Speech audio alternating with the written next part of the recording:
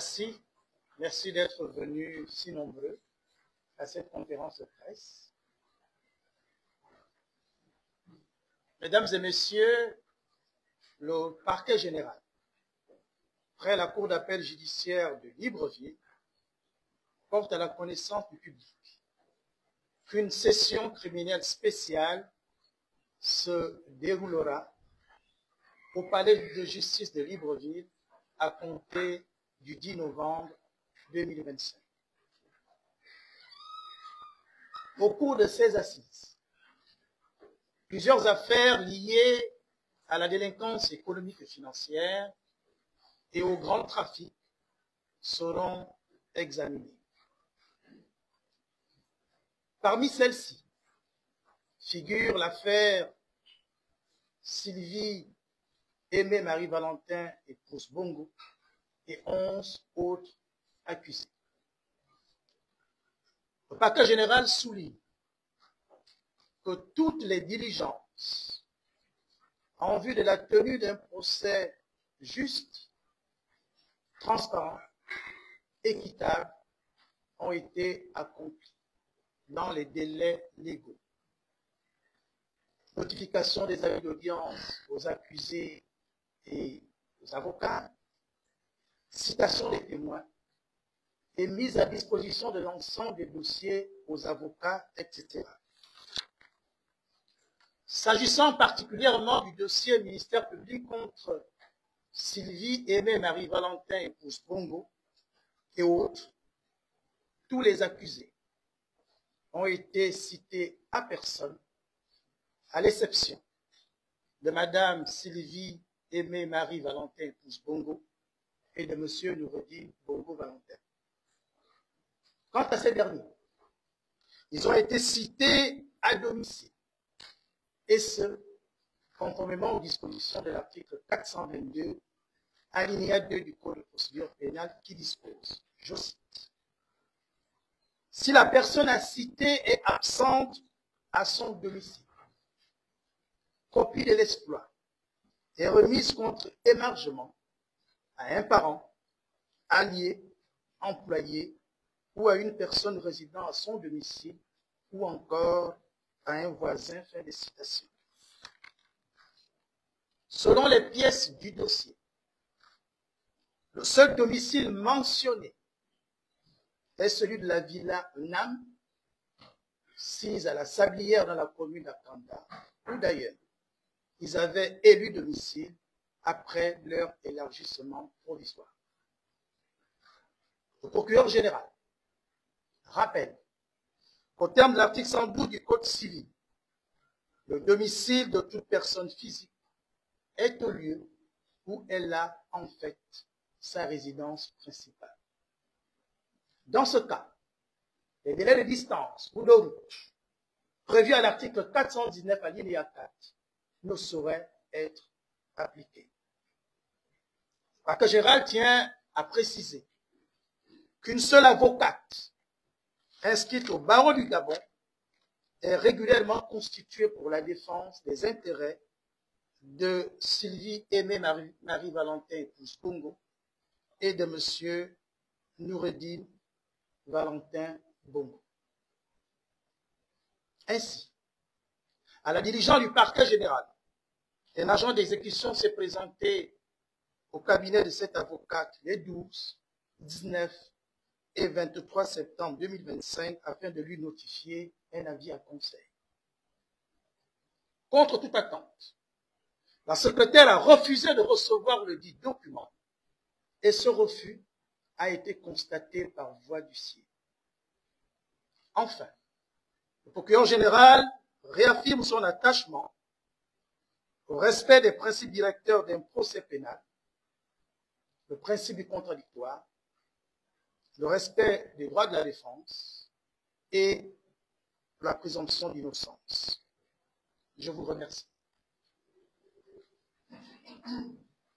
Nous allons tous suivre le mot de circonstance du procureur général. Mesdames et messieurs de la presse, nous voici donc arrivés à la partie la plus attendue de cette rencontre, celle des questions-réponses. Donc nous allons prendre des questions par série de 3 en vous priant de rester dans le thème, d'être concis et comme il est de coutume à chaque prise de parole, déclinez votre identité et surtout le nom du média dans lequel vous êtes affecté. La parole est à vous.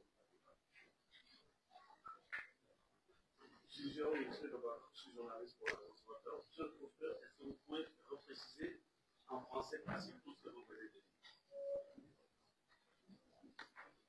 Autre question. On va prendre une deuxième question. Oui, madame. Je suis Ismaël Odiancé, 80-24. Vous avez entendu certainement, présumé, dire qu'ils ne viendront pas déposer la réponse des accusations qui doivent sont des charges de superstructure. Alors, qu'est-ce que vous avez à répondre à cette question?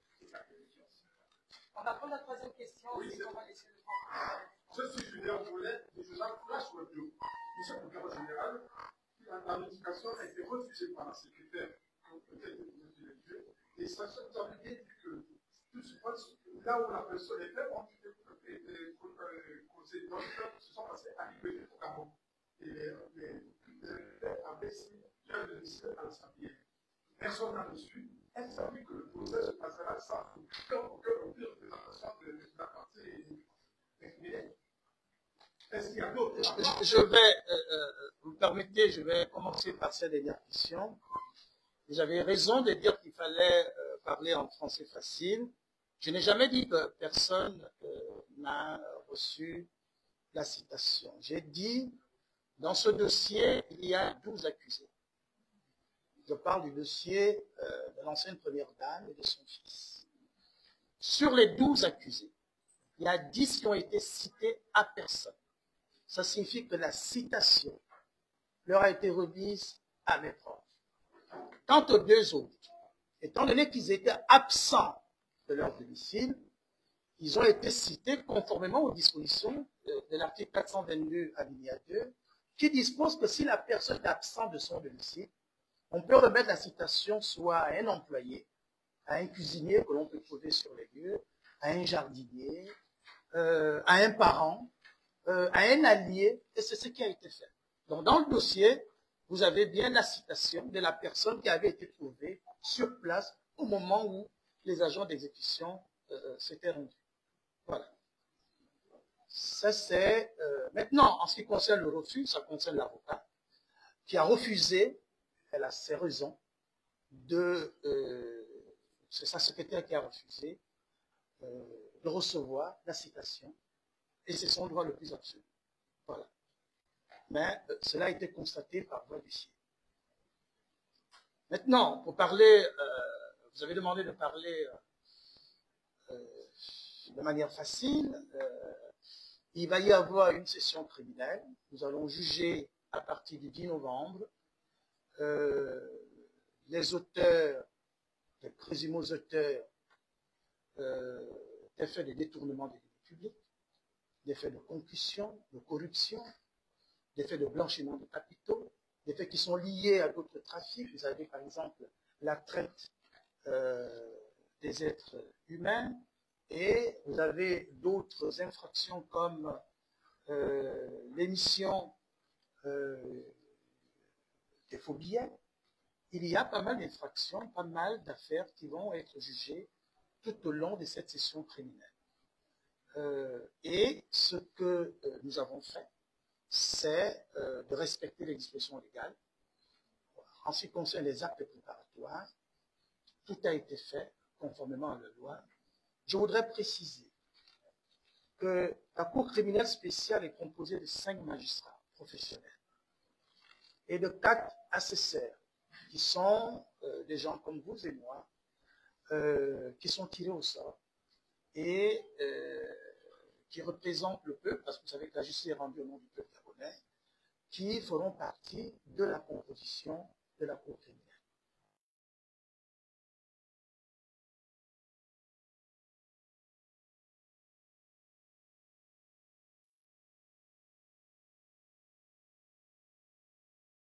Il y avait une autre question. Voilà, il y a une autre question. Alors, pour répondre à votre question, je vais m'appuyer sur les dispositions légales. Vous savez, en matière criminelle, personne ne comparaît libre. tous les accusés comparaissent sous escorte. Ceux qui sont en liberté provisoire doivent, au plus tard la veille, se constituer prisonniers. Et l'article 145 du Code de procédure pénale dit en substance ce qui suit. L'accusé qui est renvoyé devant la cour criminelle, il est mis en état d'arrestation en vertu de la décision d'arrêt de renvoi devant la cour criminelle qui porte ce qu'on appelle ordonnance de prise de corps.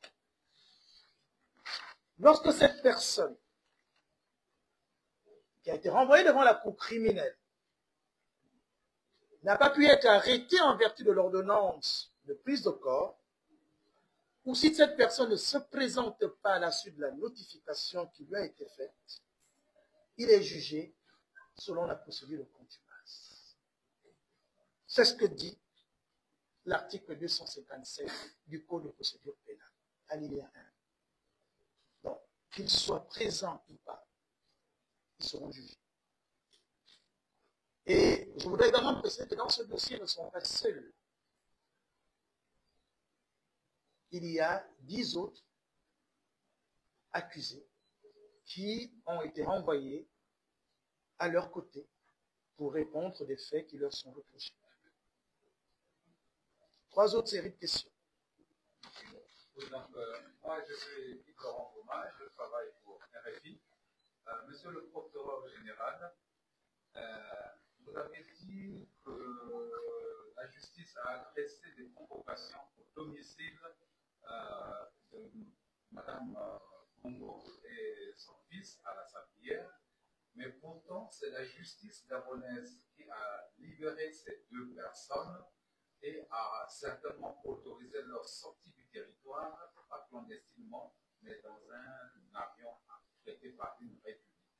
Et que depuis plusieurs jours, sinon mois, ils reconnaissent leur domicile être basé à Londres.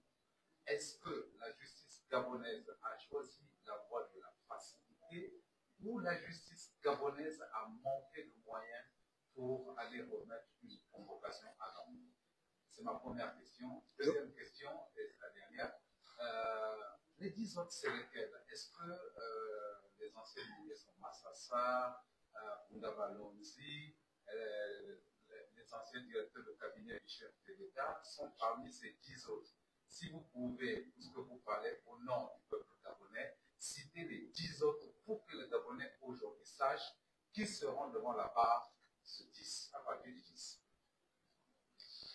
Bon, écoutez, est-ce que la justice gabonaise, vous dites, a manqué de moyens ou a fait trop de facilité? Non. La justice gabonaise a appliqué les textes. La justice gabonaise est liée par les dispositions du Code de procédure pénale. Je précise, je réitère que dans le dossier, la seule adresse mentionnée, c'est l'adresse des Libreville. C'est vous qui m'informez, je lis dans la presse en parlant de l'adresse de Londres. Mais dans le dossier, les faits se sont commis à Libreville. Ils ont été interpellés à Libreville. Quand ils ont été laissés en liberté provisoire, la seule adresse mentionnée dans le dossier, c'est l'adresse de Libreville. À partir de là, il ne peut pas citer l'adresse inconnue. L'adresse qui figure dans le dossier, vous avez d'autres avocats dans ce dossier, il y a une quinzaine d'avocats. Donc, vous pouvez vous rapprocher des avocats des autres accusés qui ont reçu copie des pièces et vous allez voir que dans le dossier, ils pourront vous le dire et vous le confirmer, que la seule adresse mentionnée, connue, c'est celle de la Villa Nam, 6 à la Sablière. Et la loi dit, dans le cas d'espèce, que si la personne soit directement, soit à domicile, soit à voisin, et c'est ce que nous avons fait. Donc, sur ce point, nous avons respecté les dispositions légales. Je voudrais ajouter que dans ce dossier, en ce qui concerne l'ancienne première dame et son fils, il n'y a qu'un seul avocat, qu'une seule avocate qui est régulièrement constituée. Les autres ne sont pas constitués. Et je m'interroge à quel titre, en quelle qualité, ils animent des conférences débats. Parce que pour poser des actes dans un dossier, il faut être régulièrement constitué. Et pour les avocats étrangers, il y a toute une procédure. C'est ce que dit la loi sur la profession de l'avocat. Je pense l'article 16. Ils doivent écrire au bâtonnier, élire domicile près d'un avocat qui est inscrit au barreau du Gabon. À partir de là, ils peuvent poser des actes. Après avoir démontré qu'il y a un accord de réciprocité entre la République gabonaise et le pays d'origine. Donc la seule personne habilitée à parler, c'est celle qui est régulièrement constituée dans ce dossier. Oui? Non, il y avait une deuxième question, la liste des autres. En ce qui concerne la liste, vous aurez le temps. C'est le 10 novembre. Nous allons débuter la session tribunale avec cette affaire.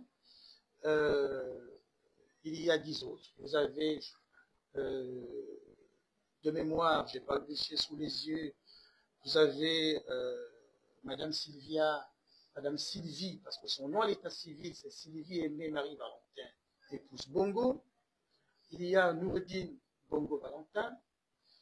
Il y a Jordan Kabusset, Kim Un, Syria Vouranjani, Jesse Elekoga, Steve Deko Zeko, de mémoire, hein. Il y a Abdul Osseni, il y a Mohamed Osseni, ils sont 12. Par contre, les ministres Massassa, les anciens ministres Massassa, ils font l'objet d'une autre procédure. Voilà. Oui. C'est une vieille d'agence France-Presse. Que répondez-vous aux avocats de Sylvia et Nandine Bongo qui disent avoir déposé un recours en juillet à la Cour de cassation et que donc ce procès ne peut pas avoir lieu tant qu'ils n'ont pas de réponse à ce sujet? Pour répondre à cette question, si vous me permettez, je vais, avec votre permission, vous faire écouter quelques extraits de leur conférence. Voilà ce qu'ils disent.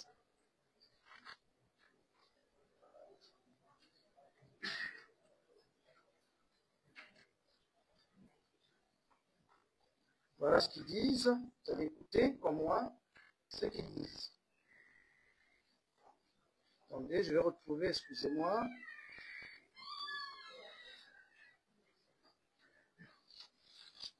Attendez. Le volume, excusez-moi.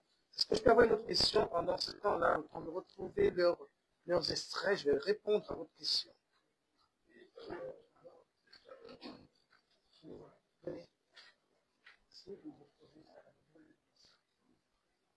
Oui. Monsieur le procureur général, Fabien Vivant de la rédaction de l'UPH 241, permettez-moi une question, mais toujours dans le domaine juridique, ce que nous restons dans les procès. Alors, une affaire comme celle pour laquelle nous sommes venus ce matin a beaucoup fait les gens qui saluent ces derniers mois au Gabon. C'est l'affaire de Hervé Patrick au Ghana. Alors, monsieur le procureur général, nous journalistes avons besoin de comprendre, et surtout les Gabonais qui nous regardent également. Nous avons besoin de comprendre, est-il juridiquement possible de poursuivre une personne dans un dossier sans appel, sans victime, sans preuve, et dans laquelle la présumée victime aurait même en retour porté plainte parce qu'elle a battu en brèche toutes les accusations portées contre son père? Est-il juridiquement logique et possible de poursuivre une personne dans ces conditions? C'est la première question. Je termine très rapidement avec la deuxième. Quel est le rapport, sinon le lien de causalité, qui peut exister entre une affaire présumée de mœurs et le fait d'aller saisir de l'argent, des bijoux, des montres de valeur et des passeports de l'intéressé, comme s'il s'agissait d'une affaire de malversation financière? Nous voulons comprendre quel est en droit le lien qui existe entre cette affaire et la saisie des biens de M. Hervé Patrick au Ghana. Vos questions sont pertinentes, mais je voudrais préciser que, au terme des dispositions de l'article 4, alinéa 1 du Code de procédure pénale, l'instruction est secrète. Cette affaire étant encore pendante à l'instruction, comme je suis le premier juge d'instruction, je suis obligé de ne pas donner plus d'éléments, de peur de violer le secret de l'instruction. Je vous remercie. Autre question? C'est bon?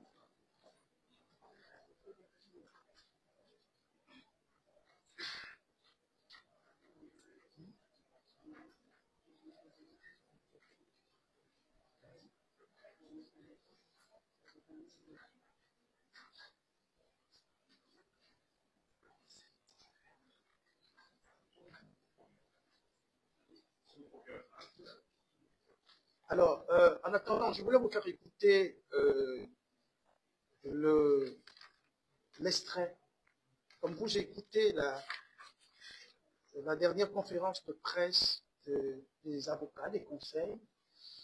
Je note quand même que ces conférences ne sont pas relayées par les grands médias, je m'interroge.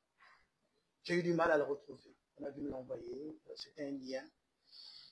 Et au cours de cette conférence de presse, il y a une avocate qui s'est permise de dire que le juge d'instruction a ordonné la tenue de l'audience à la demande de l'exécutif et que mieux même le juge d'instruction a pris une ordonnance de renvoi devant le tribunal correctionnel.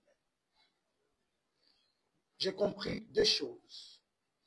Soit ils ne connaissent pas bien la procédure gabonaise. J'ai également compris qu'ils n'ont pas eu accès au dossier. Parce que, quand dit la procédure, ce n'est pas le juge d'instruction qui ordonne.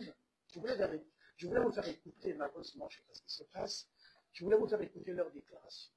C'est une avocate qui a parlé. Selon le droit processuel gabonais, ce n'est pas le juge d'instruction. Le juge d'instruction, lorsqu'il estime que sa procédure est terminée, il rend, après les réquisitions du parquet, une ordonnance de transmission des pièces au parquet général. L'ensemble du dossier, et si possible, les pièces à conviction sont transmises au procureur général par le biais du parquet de la République. Et par la suite, le procureur général saisit la chambre d'accusation dont le rôle est de vérifier la régularité de la procédure et d'examiner les charges. À l'issue de cela, le juge d'instruction, la chambre d'accusation, rend un arrêt de renvoi devant la cour criminelle, et ce, en application des dispositions de l'article 197 du Code de procédure pénale. Bon, lorsque cette avocate soutient que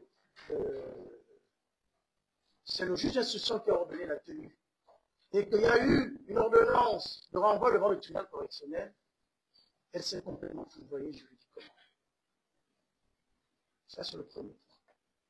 Par la suite, au cours de cette conférence de presse, la même avocate a eu à dire qu'il y a eu des preuves qui ont été fabriquées, etc. Dans ce dossier, il y a 2198 pages. Dans ce dossier, il y a 2198 pages. Parce qu'il y a 12 accusés, au départ il y avait 13. Il y a un qui a bénéficié d'un non-lieu. Ils sont restés à 12. Donc il y a 12 personnes qui ont été entendues. Dans le dossier, vous avez des pièces. Vous avez des historiques des comptes. Vous avez les procès-verbaux, les statuts des différentes sociétés civiles immobilières. Il y a plus d'une cinquantaine de sociétés civiles immobilières. Vous avez des sociétés immobilières. Vous avez des actions. Vous avez défi-circuit. C'est colossal comme dossier. Je vous dis, il y a plus de 2000 pages. Donc dire qu'il n'y a rien dans le dossier ou bien que les preuves, c'est parce qu'elles n'ont pas eu accès. Je parle de la dame, elle n'a pas eu accès au dossier. Elle ne maîtrise pas exactement la procédure. Et dans ce dossier, il n'y a aucun recours dans ce dossier. Il n'y a aucun recours. Ben, il n'y en a pas, je le regarde. Voilà. Il n'y a aucun recours dans le dossier. Je vous parle des pièces du dossier. Et ce sont ces dossiers qui se trouvent entre les mains des avocats. Ces avocats qui parlent, en France, n'ont posé aucun acte. Ils n'ont posé aucun acte dans ce dossier. Les seuls actes qu'ils ont eu à poser, ce sont 2 ou 3 conférences de presse. Ils n'ont posé aucun acte juridictionnel. Ils n'ont posé aucun acte dans ce dossier. Je persiste ici qu'ils n'ont posé aucun acte. Voilà. Autre question. Allez-y. Écoutez. C'est la procédure qui est suivie ici, c'est-à-dire qu'à l'issue d'une instruction totalement à charge, absolument pas conforme à la procédure gabonaise ou droit aussi équitable sur la base de pièces et de preuves totalement fabriquées. On parle de pièces fabriquées. C'est le juge qui a ordonné la tenue du procès devant le...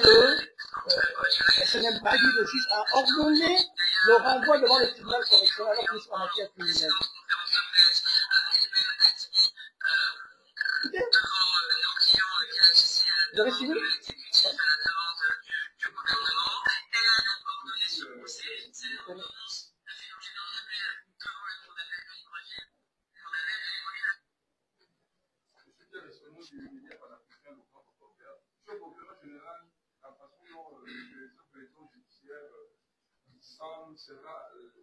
Pourquoi fait-on? Parce qu'il y a un bras de fer actuellement entre les avocats. Il n'y a aucun bras de fer. La question est de savoir, M. le procureur général, vous avez dit à l'ensemble de votre propos que vous rendez justice au nom du peuple gabonais. Pas nous. La justice est rendue au nom du peuple gabonais. À ce que ça, M. le procureur général, il y a 10 autres qui seront jugés sur place ici. Si jamais Madame Aimée Valentin et son fils ne répondent pas présents dans le jeu. Ah, ils ont déjà dit, je pense, qu'ils ne viendront plus. On s'en va vers un jugement par contumace.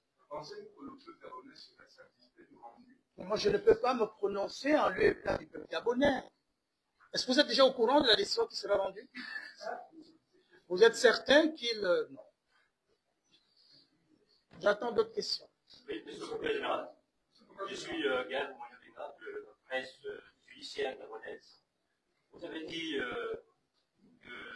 qu'au regard du refus de comparaître de Sylvia Bongo-Valentin et son fils Noureddine Bongo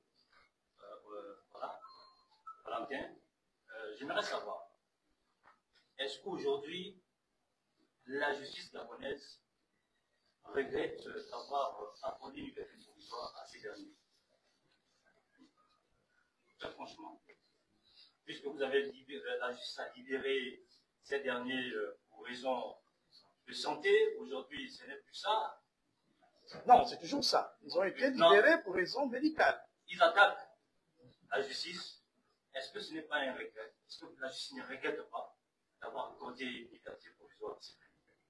Et pour terminer, ça n'arrive pas à tout moment que vous soyez face à la presse, peut-être permettre aux journalistes de poser des questions qui ont un rapport avec l'actualité judiciaire, pas seulement axé sur le dossier cybercriminel.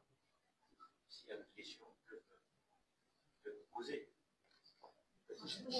Allez, posez la question. Voilà, bon, maintenant pour une autre question.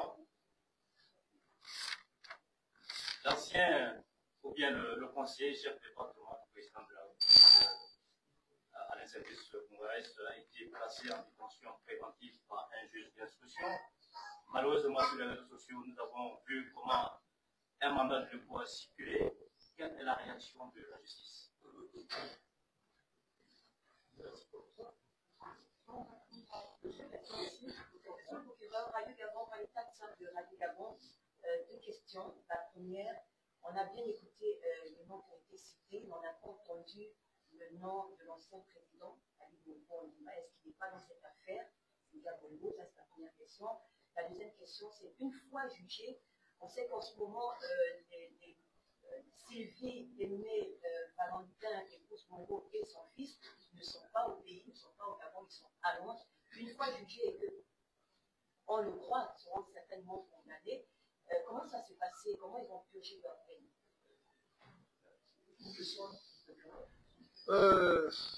Dans ce dossier, l'ancien président de la République n'est pas poursuivi. Je vous ai donné les noms de ceux qui répondront des faits qui leur sont reprochés devant la cour criminelle. Maintenant, qu'est-ce qui va se passer par la suite? Je ne sais pas. Ce que décidera la cour criminelle. Au cas où il était déclaré coupable et condamné, et si la cour prononçait à leur encontre des mandats d'arrêt, nous allons utiliser les voies de droit pour les faire exécuter, pour faire exécuter ces mandats d'arrêt. Il y a la possibilité qui est offerte à la cour, à une cour criminelle, à une juridiction, de décerner des mandats d'arrêt internationaux. Ben, je ne peux pas, je vous dis pour le moment, dans le dossier, il n'est pas poursuivi. Et en ce qui concerne les anciens présidents de la République, il y a une procédure spéciale pour les poursuivre. Voilà. Ils ne sont pas justiciables comme les autres citoyens. Voilà. Et en ce qui concerne l'affaire de l'ancien, l'affaire de... Vous avez parlé de... Voilà. Également, cette affaire est à l'instruction. Je ne pourrais pas donner plus d'éléments. Je pourrais simplement vous dire qu'il est poursuivi et il n'est pas seul. Il y a un employé d'une société. Ils sont poursuivis pour des faits de concussion, de corruption active et passive. Et ces faits sont prévus par les articles 127, 133 et 134 du Code pénal. Cette affaire illustre une évolution majeure. On peut être un proche du chef de l'État, un proche collaborateur du chef de l'État, et subir les affres de la loi.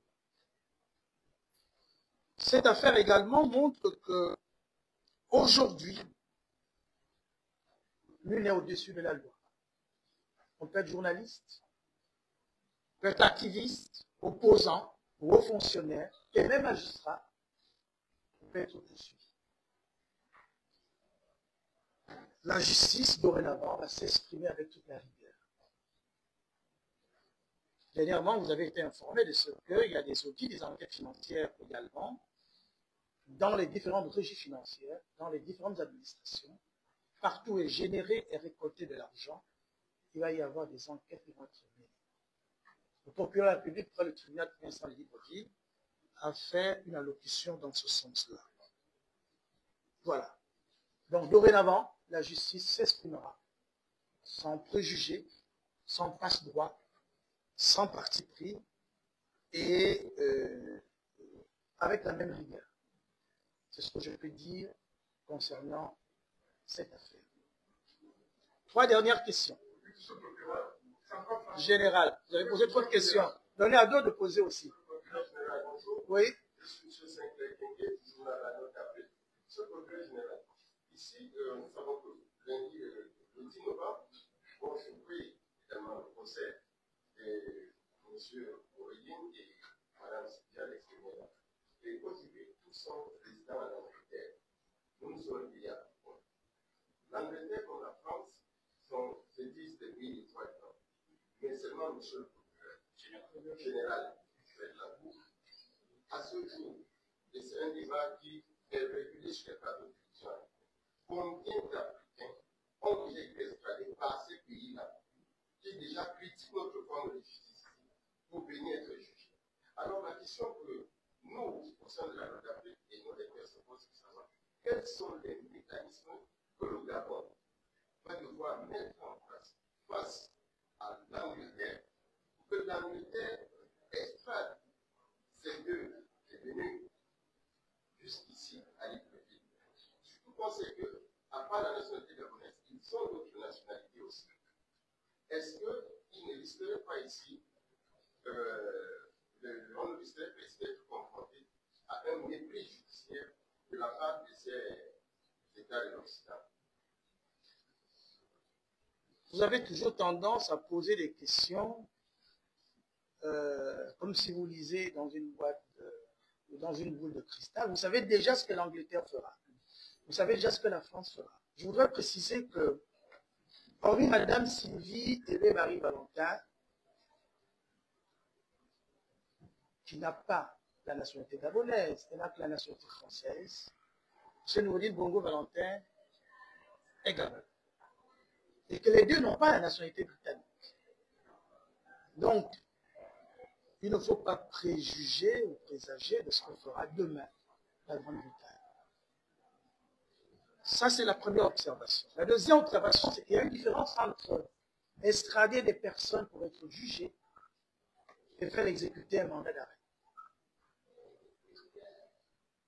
L'exécution des mandats d'arrêt, cela suppose un certain nombre de choses. Une coopération judiciaire. Ça suppose que vous êtes tous membres, par exemple, d'Interpol. Vous comprenez? Donc, il y a des mécanismes juridiques, il y a des voies de droit pour faire exécuter des mandats d'arrêt internationaux. Ça n'a rien à voir lorsqu'on extrade une personne pour être jugée. Il s'agit de l'exécution des mandats. Il y a des accords de réciprocité. Il y a la convention d'aide entre judiciaire entre le Gabon et la France, les mandats d'arrêt qui sont décernés au Gabon légalement en force exécutoire en France. En force exécutoire en France, en raison des conventions qui ont été signées entre la République française et la République gabonaise. Voilà. Oui? Monsieur Deschamps, jusqu'à Mickey Express, je voulais savoir les procès du Kingham sont-ils à huis clos ou ouverts au public? À son impression. Et la deuxième, c'est de savoir, concernant le confrère Harold Leka, et son niveau au lecteur d'esprit, et il gagne des d'autres situations. Non, M. Harold Leka est un brillant journaliste, est poursuivi pour deux chefs d'infraction. Il y a l'escroquerie, qui est punie par l'article 301 du Code pénal. Il y a également la violation de la procédure de passation des marchés publics, qui est prévue et punie par l'article 254 du Code des marchés. Ce dossier se trouve à l'instruction s'il ne s'agit pas d'un délit de presse. Et je ne peux pas donner plus d'éléments parce qu'il s'agit d'un dossier qui est couvert par le secret de l'instruction. Maintenant, s'agissant de votre... Il reviendra au juge d'instruction. Il revient, c'est pour ça que je dis c'est un dossier qui est à l'instruction. Je ne peux pas donner plus d'éléments. C'est ça le rôle du juge d'instruction. De mener des investigations qui peuvent conduire ou pas à l'interpellation d'autres personnes. C'est le travail du juge d'instruction.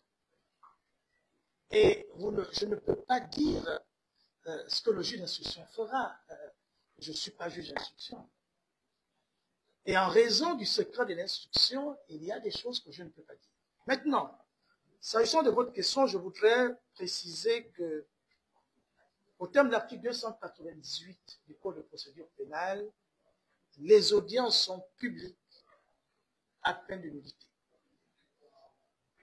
Mais la Cour, et c'est ce que dit l'article 298 alinéa 1, peut, si la publicité est dangereuse, soit pour l'ordre public ou pour les bonnes mœurs, ordonner un huis clos. Mais à retenir que toutes les audiences seront publiques.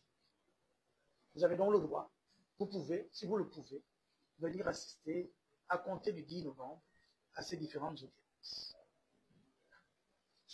Deux dernières questions. Vous avez dans votre déclaration d'aujourd'hui. Vous me posez des questions parce qu'après vous écrivez n'importe quoi. Je suis devant vous. Je suis devant vous. Posez-moi toutes les questions. Au lieu d'écrire n'importe quoi. Vous n'avez pas toujours la chance d'avoir une autorité judiciaire qui anime une conférence de presse. Je pense que les premières conférences de presse que j'ai animées, c'était dans la maison, parce que nous avons l'habitude d'organiser des points de presse, mais pas des conférences de presse. Justement, à votre première déclaration, il y a une seule accusation que vous avez citée aujourd'hui.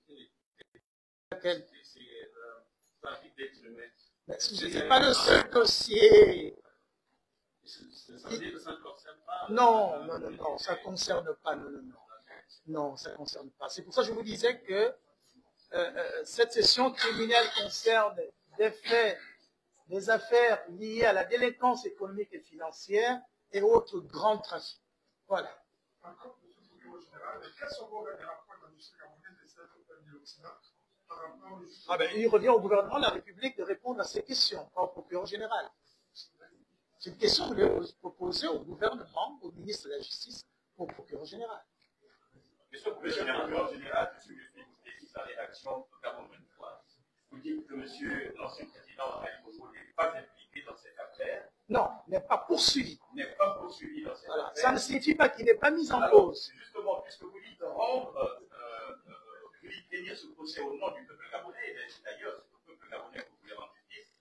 Que lui dites-vous alors? Parce que le peuple gabonais pourrait être surpris d'apprendre que M. Ali Bongo n'est pas poursuivi dans ce dossier. Alors que ce peuple s'attend à ce que justice puisse être rendue.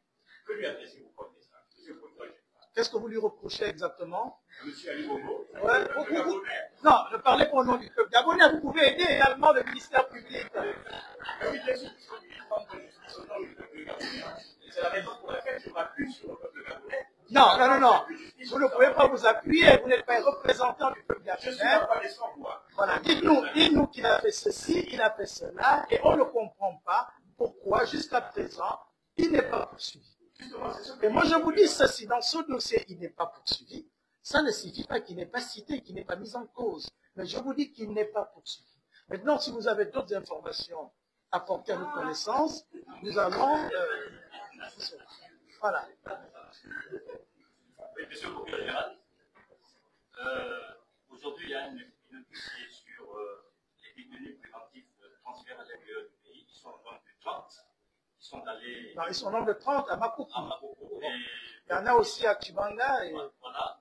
Est-ce qu'il est normal de transférer un détenu préventif sans être jugé, aller vers une autre prison? Aujourd'hui, un collectif de ses parents, de ses détenus, se lève pour le moment pour savoir à quand le retour de ces détenus à Libreville, puisque le juge d'instruction est ici et eux, ils sont à l'intérieur du pays. Nous sommes complètement sortis de la session criminelle. Hein. Bien évidemment, nous ne sommes pas, ça n'arrive pas tous les jours d'être face à vous. Donc, on pose des questions en rapport avec la justice. Oui, c'est une question en rapport avec l'actualité judiciaire. Effectivement, il y a des personnes placées sous mandat de dépôt qui ont été transférées à l'intérieur du pays. Effectivement, par exemple, à Makoko, vous avez donné le chiffre. Il y en a également à Chibanga et à Ouya.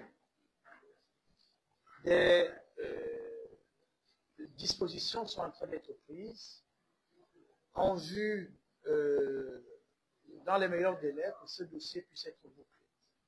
Mais je tiens à relever que nous avons saisi à ce propos l'administration pénitentiaire en leur demandant dorénavant de ne transférer à l'intérieur du pays que les détenus qui sont condamnés.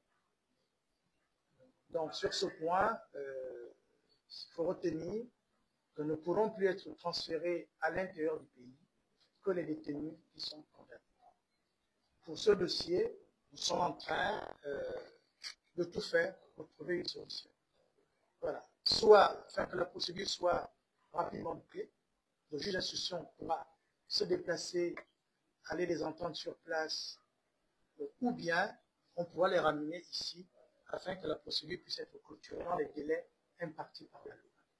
Donc l'étape questions-réponses est terminée.